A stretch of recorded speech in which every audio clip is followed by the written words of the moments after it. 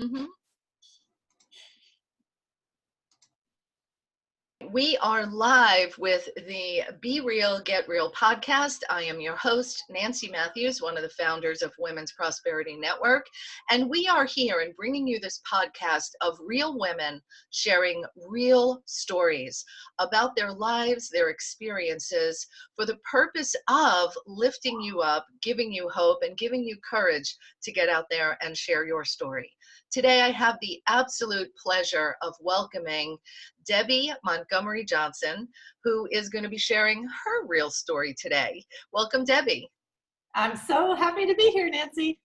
I am delighted that you could be here and find time in your very busy broadcast schedule to be with us on the Be Real, Get Real podcast. And recently you've been, well, share with the audience where you've been sharing your story over these past couple of weeks, and then we'll get into the story. Well, it's been incredible because it started off I was interviewed on the Dr. Oz show back in September, and it's finally airing tomorrow. And in the interim, I've been on the Tamron Hall show, flew out to New York for that. And then one of my favorite interviews so far was on the Mel Robbins show, which aired last week. Or Monday, I guess it was Monday this week. Yeah, just this past Monday. And you can find Debby Montgomery Johnson's story as broadcast on all these. I'm sure if you go to YouTube, Hulu, or any one of those channels, you'll be able to get her full interviews there. And so, Debby, what is it about you and your story that had Dr. Oz, Tamron Hall, and Mel Robbins want to interview you? I think what happened about a couple months ago, there was a great big arrest in Los Angeles of some Nigerian scammers, and it brought to light how real online dating, romance, and fraud in general really is. And I think because of the past few years in speaking out, I've become the poster child for online romance scam, which is not a good thing essentially, but it has been very positive because we found that most people don't want to stand up and speak up, and sometimes you just have to be brave to do that. Well, and we're going to get into the roots of where it began with you telling that story in a moment. But before we dive into how you found the courage to stand up and speak up about this story, many of our audience may not even know what the story is. So let them know what you're sharing about and what your experience was. The experience was almost 10 years ago, 9.5 years ago. My husband, Lou, passed away suddenly. And I was thrown into running his company and doing my own job and just being busy. And 6 months into it, my girlfriend said, "Deb, you need a life." And I guess they wanted me to get out and about. I was running an internet company. I was working from home. I was pretty much isolated. And they said, "You need to get out there." And really they meant start dating again. And so I was not comfortable in the bars and all that. And I just decided, well, online dating seemed to be safe. A lot of my friends had done it. My mom even had friends that had met their husbands through online dating. And I jumped into that and put out the perfect profile and did all the things I was supposed to do, and got into an extraordinary relationship for 2 years. And that seems like a good fairy tale happy ending kind of situation, right? You get Absolutely. You meet the man of your dreams, right? It was exciting. I felt like I was young again. The endorphins were going, and every time the ding, ding, ding went off on the Yahoo chat, I'd run into my office and we'd be sitting there chatting for hours. It was exciting, and it was safe because I wasn't ready for a physical relationship after Lou died. So the online, even though we hadn't met, it was safe for me, and it gave me a way to really articulate my story to him, my disappointments with Lou dying and 25 years of marriage. We talked about a lot of things, and Eric was actually a widower also. So we had a lot of family connections and business connections. He was an international businessman, and we would talk about business all the time. I thought it was an extraordinary start to what I thought would be a forever relationship. Wow. And for 2 years you were in this relationship. 2 years, and people say, why did you last so long? And it was because he was doing a job in the Far East, and we all know that things come up in business, and I also know that sometimes you don't get paid until the job's over with. So we kept having these hiccups And so I was helping him all along with the job, and I just kept thinking, okay, hang in there, just one more transfer, one more whatever, and he's going to get here. And my hope was always, he's going to get here, just hang in, and it was ups and downs for years. Yeah, and I want to dial in on this a little bit because, ultimately, you found out that it wasn't really who you thought it was, and you had given a lot of money over the course of this relationship. And, somebody might say, well, how could you not know? And here's the deal. When you love somebody, you'll do anything for them. And you fell in love with this man. I did, and I felt like he was going to be my family. And I've said before that I would do anything for my family. And I had no reason to not believe that it was going to be the fairy tale ending. Yeah. So what was the It wasn't. And actually, he ended up coming online one morning and asking how I felt about forgiveness. And of course, I put my spiritual hat on, and we talked for hours. And then I thought, well, have I done something wrong? Why are we talking about forgiveness? And it's interesting to look at that now. Like, why did I think I'd done something wrong? And he said, Deb, I have something that I need to confess, and it's going to hurt you. And he actually confessed online that it was a scam. At which time I said, now you're lying. I said, you have to prove to me that this has been a scam. And for the first time in 2 years, he actually came on live on Yahoo Chat. Little camera, I didn't even know you could do that. And instead of my handsome Brit, I was looking at this young, dark-haired, dark-eyed, dark-skinned young man who turns out his name is Joseph, and wow. He was from Nigeria. So it was a shock, and it was devastating emotionally and financially. But looking back on it now, the one great thing that he did was that he confessed in person, and I was able to see a face with the story, and it was instantly separated from my heart, from my mind, and I could look at that as closure, which most women that are in this particular case never have that, and they think the guy has died or he's just run off or something. And so I've got the face, which was really a comfort for me in a lot of ways, and then also made me a little angry. Yeah, I'm sure there was a range of emotions that you went through. Yes. And the money that you gave him could never be recovered, no matter what you did and how you tried, right? No, and it never will be. And you have to get over that. I always say that my last suit has no pockets. I'm not going to take the money with me. The story, what I learned about myself and about this whole issue has been incredible.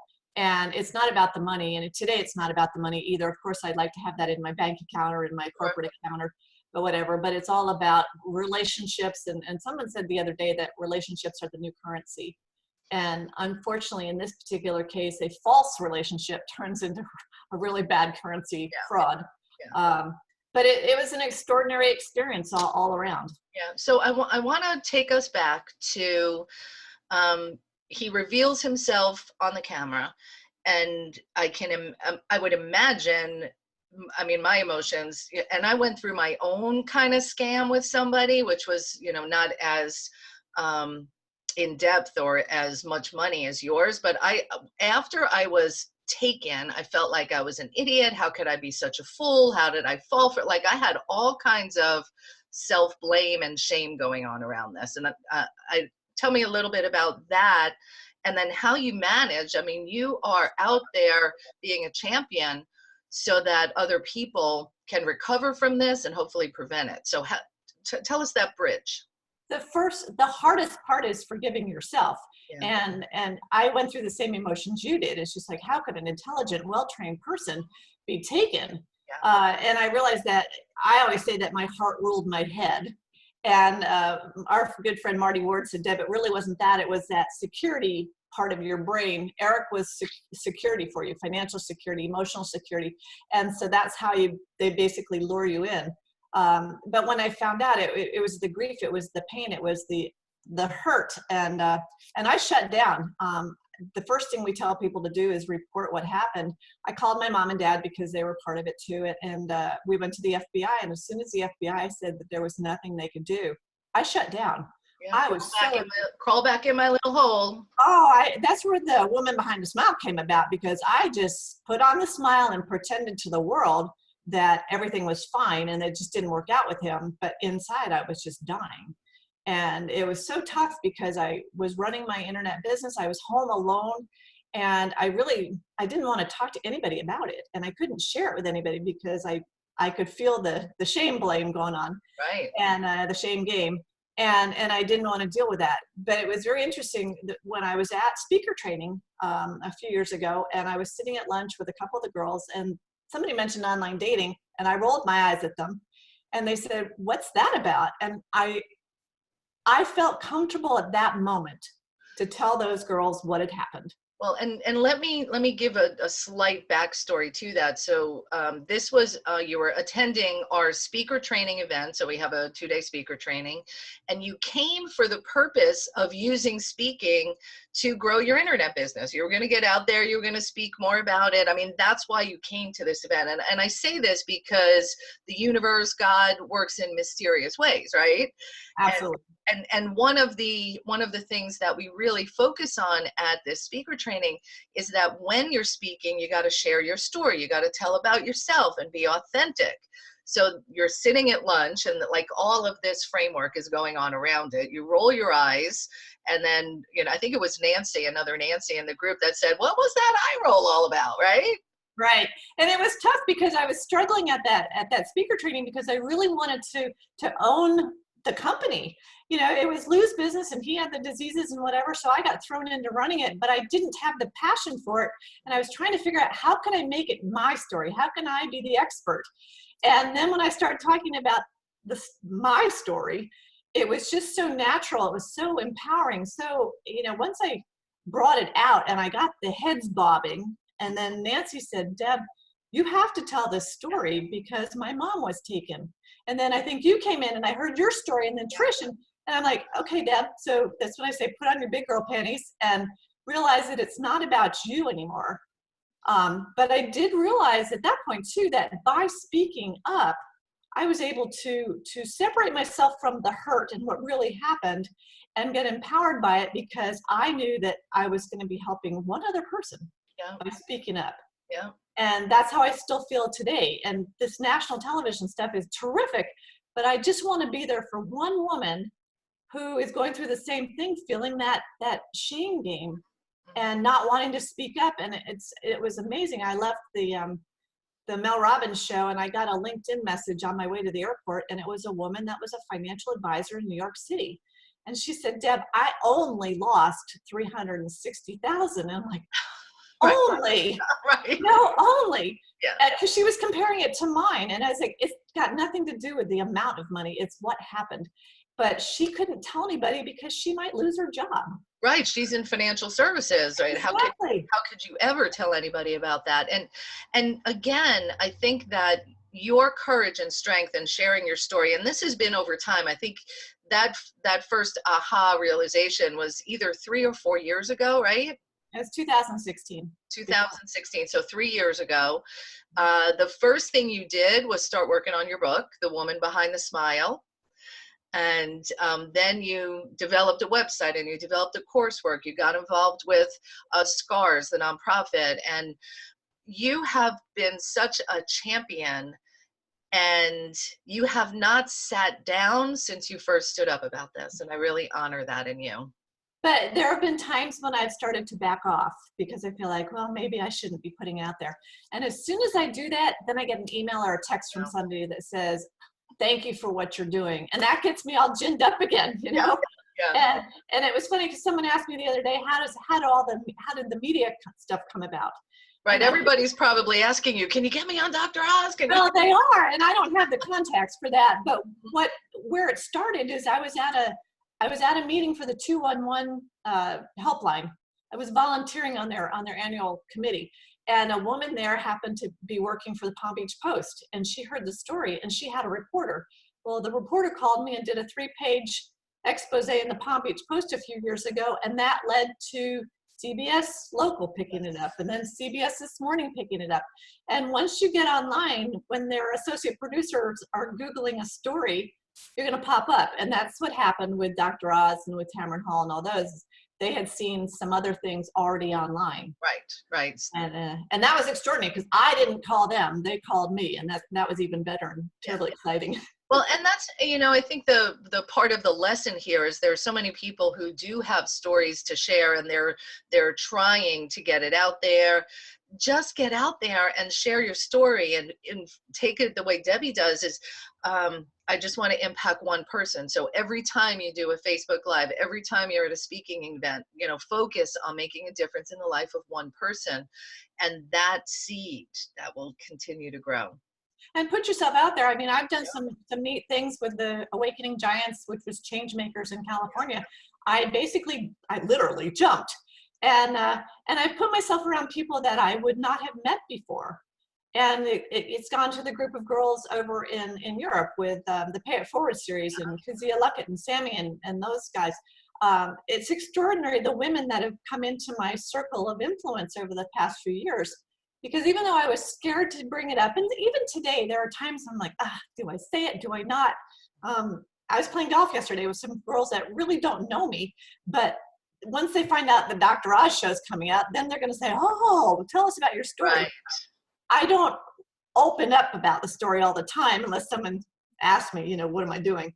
But then I realized that it's important to bring it up. It's important to open up and talk about it, because the woman sitting beside me may be going through the same thing.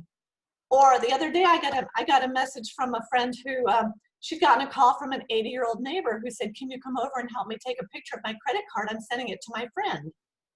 We're like, no. So she gets over there and she obviously stops her from sending a picture, but she'd already given the credit card number to the man on the phone. Wow. So we have to raise awareness. We do. Everybody.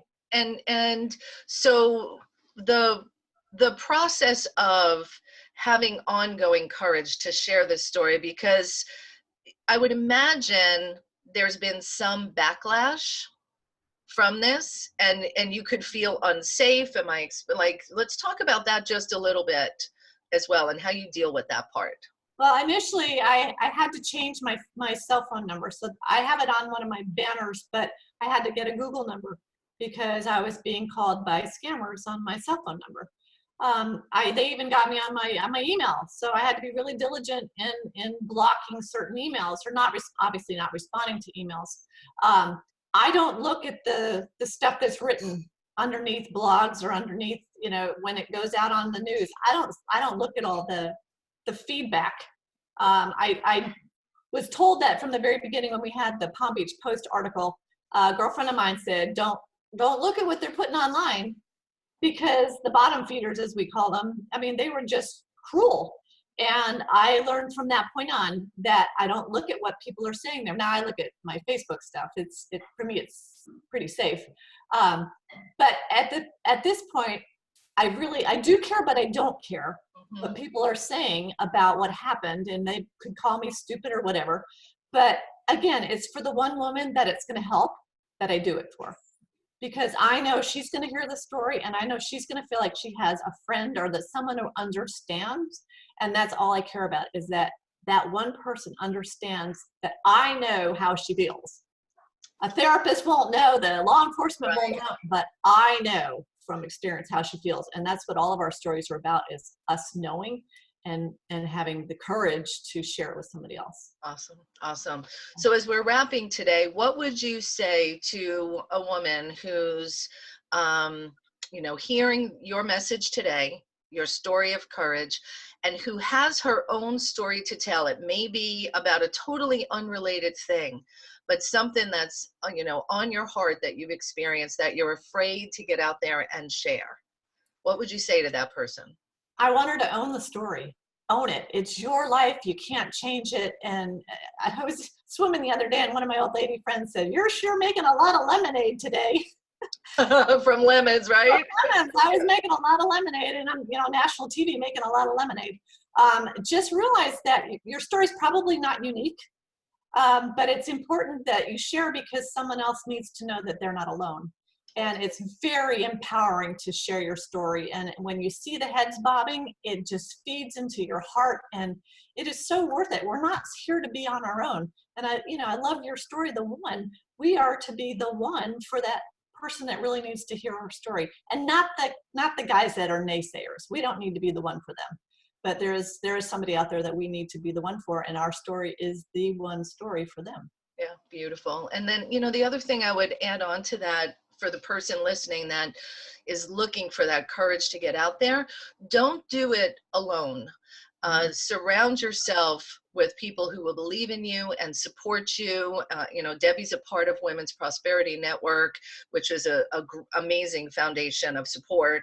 And then you've branched out and you've got friends in the UK and you've got friends here. You don't isolate yourself. Whatever it is that you've been through or are going through, find people who will believe in you and cheer you on.